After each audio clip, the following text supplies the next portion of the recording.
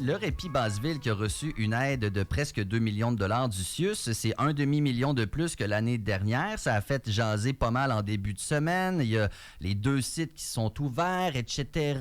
Pour essayer de comprendre un peu plus la réalité de comment ça se passe depuis cette annonce-là, on a d'abord en studio la coordonnatrice générale du Répit Basseville, Ariane Desharnais. Comment ça va ce matin, Ariane? Salut, ça va bien. Bien, merci de nous inviter. Bien, ça fait tellement plaisir. Merci de prendre le temps de venir en studio parce que, d'après moi, c'est pas la job qui manque. Roxane Cadorette est coordonnatrice logistique terrain. Salut, comment ça va? Ça va bien, merci. Je me trompe pas en disant que vous vous tournez pas les pouces bien ces temps-ci, ça se peut-tu? Ah non, tu te trompes vraiment pas. Comme vous, c'est pas vendredi, puis en fin de semaine, tout est tranquille. Là. Ça ressemblera pas à ça, j'imagine, pour le Répit Basseville. Là. Non, c'est ça. Ben nous, on est ouvert 7 jours sur 7. Là, fait que c'est sûr, la fin de semaine, nous aussi, on travaille. C'est clair. Hey, j'aimerais ça qu'on remette certaines choses au clair parce que on a entendu ça dans les médias. Presque 2 millions de dollars, 2 locaux qui sont ouverts. Et puis là, comme gens qui observent ça un petit peu, on se dit, il y a des nouveaux locaux, il y a des nouveaux services, il y a des nouveaux ci, des nouveaux ça. Remettons les choses en perspective. Il n'y a rien de nouveau à proprement parler. Là. C'est quoi la nouveauté, entre guillemets, dont on parle là, avec cette annonce-là? La nouveauté, en fait, là, c'est vraiment plus l'offre desservie qu'on a été capable d'offrir, mettons, cette année au début hivernal. Okay. L'année passée, dans le fond, on n'était pas capable d'ouvrir tout de suite nos deux endroits, mais cette année, on a pu bonifier ça puis justement ouvrir nos 2 lieux dès la première ouverture. Mais on est quand même ouvert depuis le 18 décembre 2023. Là. Fait que c'est pas nouveau. On est dans ces locaux-là depuis le 18 décembre 2023. Fait que c'est pas des nouveaux locaux en soi. Là. Vas-y. Mais c'est plus une bonification des services aussi. Là. Fait que comme on avait les espaces, mais là, c'est qu'on peut officiellement exploiter 100% de l'espace, puis on est capable d'accueillir le nombre de gens qu'on a en capacité maximale de salle. L'enjeu, c'est que, exemple, l'année dernière, quand on commençait l'hiver, on avait juste la moitié de l'équipe qu'on a présentement, même pas en fait. Plus j'y pense, je pense qu'il nous manquait en fait du staff pour être capable d'ouvrir 7 jours sur 7, même au début de l'hiver dernier. Fait que la différence, c'est vraiment une question de capacité organisationnelle et non vraiment d'espace. De locaux. C'est ça, exactement. Fait que, tu sais, on parle de nouveaux locaux parce que c'est comme une nouveauté qu'on puisse offrir ces services-là simultanément dès le début de l'hiver. Mais vraiment, c'est plus qu'on a changé notre gestion. Oui, c'est ça. C'est plus ça. C'est plus de pouvoir tout ouvrir en même temps. C'est une bonne nouvelle, mais en même temps, ça démontre le besoin. Quand cette annonce-là a été faite, alors il y avait déjà des flocons dans le ciel, puis etc. Il y a comme eu un sentiment d'urgence. L'avez-vous senti, vous aussi, ce sentiment-là, autant de votre bord que du côté de la ville, de dire, là, il faudrait qu'il se passe de quoi, là? Oui. Le sentiment d'urgence, je pense qu'on le vit à l'année longue aussi. Là. Peu importe l'hiver, l'été, l'urgence, ça reste là. Mais oui, c'est sûr que, écoute, je pense que l'année passée, l'hiver est arrivé, début janvier. Puis là, tout d'un coup, on est début novembre, il y a des flocons, de la sludge, puis on comprend plus rien. Là. Fait que, tu sais, on ouvrait le 10 en se disant « Hey, on va être d'avance cette année. » Là, la neige nous a devancés. On était assez déçus, mais malheureusement, tu sais, comme on n'avait pas la capacité d'ouvrir plus tôt parce que nos employés avaient déjà passé la semaine en formation pour être capables d'ouvrir le lundi. Fait qu'on avait comme un peu ça qui faisait qu'on n'avait personne disponible pour rentrer le lendemain quand ils ont déjà fait leur semaine de travail. Mais c'est sûr, tu sais, on s'attendait pas nécessairement à que la température vienne si vite, mais tu sais, on peut rien s'attendre avec la température. Là. On n'est pas météorologue. Même eux, je pense que c'est compliqué. C'est ça. Plus que 48 heures plus loin, là, ça ne sert à rien de regarder ça. Là. On s'entend. Donc, les besoins sont criants. Ouais. Quand on parle des 2 locaux ouverts simultanément, vous pouvez accueillir combien de gens?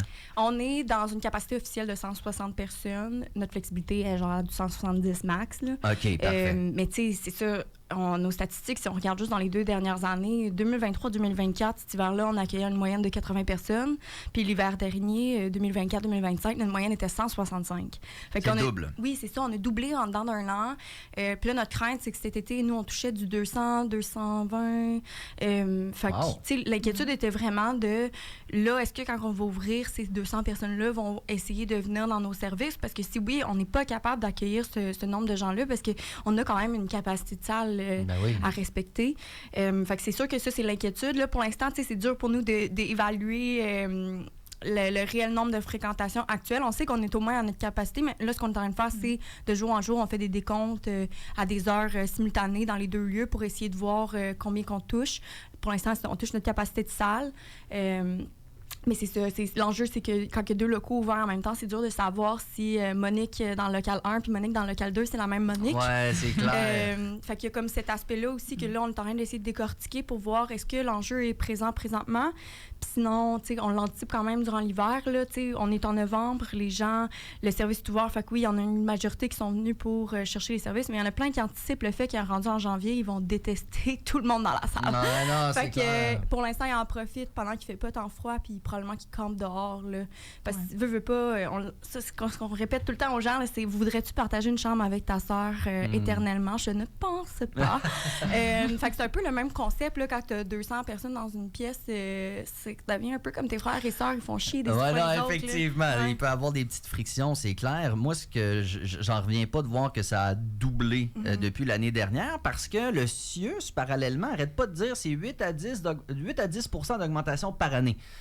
Là, on est dans le 100%. Là. Fait que, tu sais, j'essaie de voir la réalité est-tu quelque part au milieu de la table, parce que c'est clairement pas 8% d'augmentation par année. Là. Ben, ce qui est difficile, c'est que je pense que nos services ont comme développé différentes avenues. Là, je dis ça dans le sens que la police, si jamais il y a nulle part où amener une femme qui a été victime de violence conjugale durant la nuit, ben, c'est chez nous qu'elle se ramasse. Fait qu'il y a comme un mélange des fois aussi de profils de gens qui se ramassent sans option. Ben, va au Répit Basseville. Fait que c'est pas nécessairement des gens en situation d'itinérance. Ben, j'ai du monde, on a reçu des messages cette semaine. Hey, la Croix-Rouge n'est pas disponible pour m'accueillir avant telle journée. Est-ce que je peux venir au Répit avec mes animaux? Oh my God! C'est comme, OK, qu'est-ce qu'on fait? Comment qu'on s'organise? Ben, c'est pas nécessairement du monde qui est d'habitude en accueilli. C'est ça. Fait que, tu sais, c'est variable, mais c'est la difficulté quand que tout déborde, incluant les services de violence conjugale, incluant les hébergements, famille, jeunesse, tout déborde. Parce que vous n'êtes pas un hébergement, ça c'est important. Non, peut-être que mais ça s'appelle Répit, fait que c'est pas Dodo Basseville, tu sais, c'est Répit Basseville. Donc on s'entend, l'objectif quand il fait froid la nuit, c'est pas d'aller passer la nuit là, c'est d'aller quelques heures se reposer, pouvoir s'asseoir, etc. Ça aussi c'est important que les gens le comprennent. C'est pas un hébergement ce que vous faites là. Exact, non, il n'y a pas de lit, là. Y a pas, si tu cherches du confort, c'est pas nécessairement la place pour toi. Puis c'est pour ça aussi que des fois, le blend de profils, tu sais, des gens qui n'ont jamais vécu l'itinérance ou même qui n'ont jamais fréquenté le centre-ville, puis là, c'est leur première expérience, amener du fin fond de Charlesbourg directement au Répit Basseville pour passer la nuit, t'as trouves... ouais, c'est ça, c'est spécial. Tu dors pas aussi bien qu'à la maison, on s'entend, mais au moins, t'as quelque part où dormir, là, te reposer, évidemment. On va le dire comme ça. C'est un endroit qui accueille déjà beaucoup de gens. Et on s'entend que ça devrait pas être une finalité en soi, le Répit Basseville. Tu sais, vous êtes là en urgence. Et ce que j'ai trouvé intéressant de ce que tu as dit, Ariane, dans je sais pas quel média, là, mais c'est que faut faire attention de pas toujours être dans la croissance des services Band-Aid. Ouais. Donc, on est là-dedans. Là. Ça, c'est un plaster. Là. C'est pas un antibiotique, là, ce qu'on est en train de faire en ce moment-là. Puis, tu sais, je veux pas enlever de crédit à ce qu'on fait parce que je trouve que c'est quand même difficile. Puis, tu sais, on valorise quand même ce qu'on fait, mais on voit pas ça comme une solution ultime. Là. Les gens viennent pas au Répit Basseville pour faire des démarches et sortir de l'itinérance. Ils viennent parce qu'on est dans une question de besoins immédiats, d'urgence et de survie. Fait que, tu sais, je pense que c'est juste important de s'en rappeler puis de pas avoir l'attente que les gens qui fréquentent notre espace tout à coup vont aller mieux l'année prochaine parce que c'est vraiment le bas du bas. Si tu dors pas pendant plusieurs jours, si tu n'as pas mangé pendant plusieurs jours, pris ta douche, tu sais, penses-tu vraiment que tu es apte à aller faire des recherches de logement et d'emploi? Tu sais, comme on est tellement pas là. Fait que c'est juste cet aspect-là que des fois, on essaye de rappeler, de dire, tu sais, comme là, on est un band-aid, on met nos mains sur l'hémorragie puis on essaie de contenir ça, mais à un moment donné, ça va saigner plus que qu'est-ce qu'on peut absorber. Puis, tu sais, il va falloir trouver d'autres solutions. Puis je pense que c'est quelque chose qu'on est prêt à réfléchir. Le communautaire est prêt à réfléchir. Le CIUS, la ville. Fait que, tu sais, là, on est dans les branles de OK, il faut qu'on commence à trouver des plans B puis qu'on réfléchisse le continuum là, parce que ça fonctionne pas présentement. Et pendant la dernière campagne électorale municipale, il y en a été question abondamment là, d'itinérance, on va se le dire, pas nécessairement des bonnes manières et souvent pas avec les gens concernés. Ouais. Mais tu sais, je comprends que ça peut être compliqué, c'est complexe. Il y a toutes sortes d'affaires, des impondérables, une conjoncture. Prenez tous les mots que vous voulez. par où on pogne ça? Est-ce que vous, du côté communautaire, vous vous dites, il y a telle chose qu'on pourrait faire qui serait tellement simple et qui ferait une différence, ou est-ce que c'est bien plus complexe que ça, finalement, pour essayer d'arrêter de réagir au band-aid, finalement? La prévention. Ça sonne tellement bête, là. Ouais. Mais si on était capable de ralentir le nombre de personnes qui rentrent en situation d'itinérance, c'est sûr que là, on serait au moins capable de desservir les personnes qui y sont présentement. Je pense que l'enjeu, pour l'instant, c'est que ça a tellement grossi rapidement que, réalistement, le communautaire n'aurait jamais pu être capable de suivre. Tu sais, hey, l'Auberivière, s'il vous plaît, doublez vos lits jusqu'à demain. Non, ça marche c'est pas impossible. Là, et il y a comme un temps de préparation, de réflexion aussi autour des services qui doit être mis, mais à chaque fois qu'on essaie de mettre ce temps-là, tout à coup, l'enjeu est plus le même qu'il l'était hier. Fait que là, c'est ça aussi. Il y a comme... c'est trop rapide. Fait qu'il y a vraiment du changement social à faire. Là, on le nomme souvent, nous, la culture, l'accès à l'éducation, les loisirs, les sports, santé, services sociaux. Là, c'est bête, là, mais c'est vraiment ça qui permet aux gens de rester bien solides, puis tout ça, puis d'avoir des société. Oui, puis d'avoir des chances de survivre à ça. Il y a la prévention aussi à la sortie de la rue. Là, je pense qu'on est rapide, les gens, les citoyens, à se dire la personne, elle s'en est sortie. Merci, bravo, on a réussi. Mais il y a toute une prévention à faire. Là. Moi, ça fait 5 ans que je suis dans la rue. Je reviens, j'ai une adresse. Tout d'un coup, le gouvernement, là, je suis de retour, mes dettes sont là, toutes. Ils t'ont pas oublié. C'est ça. Je viens juste de m'en sortir, mais pouf, là, tout d'un coup, faut que je me ressorte d'une autre affaire. Ouais. Fait que, c'est très complexe. Puis c'est beaucoup d'affaires que nous, on prend à la légèreté au quotidien de payer nos factures de façon automatique sur nos téléphones et tout. Mais, c'est quand même... C'est quand même de quoi que tu as besoin de gens avec toi. Là. Pour parler avec Hugo Bérubé, qui est en train de se sortir de la rue. Là, il vient d'aller... Là, il a son permis, il a toutes sortes d'affaires. Là, t'es allé chez le dentiste. Puis, moi, je trouve ça magnifique de voir ça. Mais c'est gros. C'est gros, l'administratif. Il faut pas prendre ça à la légère. Donc, la prévention, mais aussi un filet pour une fois que les gens s'en ressortent, pour pas qu'ils retombent. Parce qu'il y a-tu beaucoup... Je sais pas si c'est des statistiques, mais... Y a-tu des statistiques qui démontrent que quand tu vas dans la rue, tu as plus de chances d'y retourner? Tu comprends ce que je veux dire? Je sais pas à quel point il y a des statistiques. Ça doit être des études. Ouais. On peut contacter l'Université Laval. Mais on comprend que c'est pas parce que tu es sorti de la rue qu'il y a plus de risques. C'est un peu ça qu'on comprend.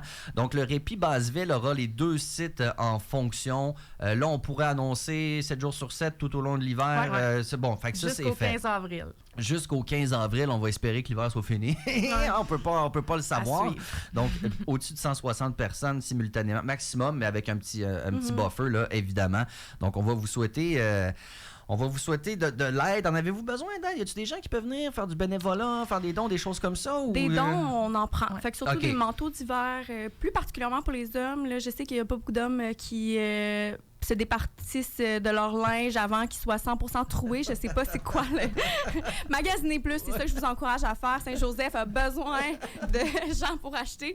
On va les prendre. Mais pour vrai, nous, on va prendre les dons de manteaux, hommes particulièrement, femmes aussi. Mais vraiment, une majorité de notre clientèle est masculine. Fait que ça, on le prendrait. Mais c'est sûr, bénévolat, c'est la nuit, là, nos services. C'est ça. C'est un service un peu plus complexe à offrir pour des bénévoles. Mais si jamais vous avez du linge chaud, ben ça peut être une bonne idée pour faire votre part. Ariane Desharnais est coordonnatrice générale, Roxane Cadorette est coordonnatrice logistique terrain, toutes deux pour le Répit Basseville. Bravo pour ce que vous faites. Saluerez toute votre gang, les gens qui vous fréquentent également. Puis on va vous souhaiter un bel hiver. Merci beaucoup d'avoir pris le temps de venir ce matin. Salut.